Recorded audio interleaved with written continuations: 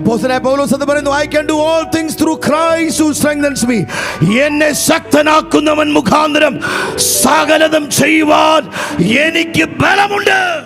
ഞാൻ മതിയായവൻ എന്ന് മലയാളം പറയുമ്പോൾ യഥാർത്ഥമായ ഇംഗ്ലീഷ് പരിഭാഷ ഇതാണ്, I can do all things through Christ who strengthens me.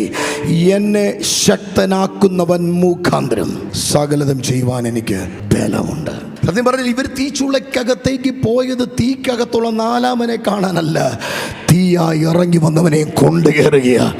അർത്ഥം എനിക്കൊരു കാര്യം മനസ്സിലായി, എൻ്റെ വിഷയത്തിനകത്തല്ല ദൈവം ഇറങ്ങുന്നത്.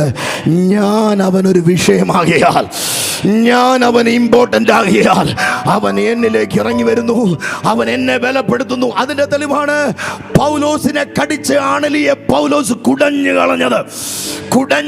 കാരണം അണലിക്ക് അയ്യോ ദൈവമേ, ദൈവം ഇത് അനുവദിച്ചല്ലോ, എന്താ ചെയ്യേണ്ടി എന്നല്ല പറഞ്ഞ് സമയം കളഞ്ഞില്ല, ഇവൻ കുടഞ്ഞു കളഞ്ഞിട്ട് പറയുക, I have a great purpose ahead.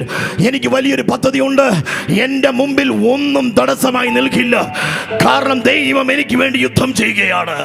ഈ യുദ്ധത്തിൽ എനിക്ക് പങ്കില്ല, ഈ പടയ്ക്കകത്ത് ഞാൻ പൊരുതണ്ട.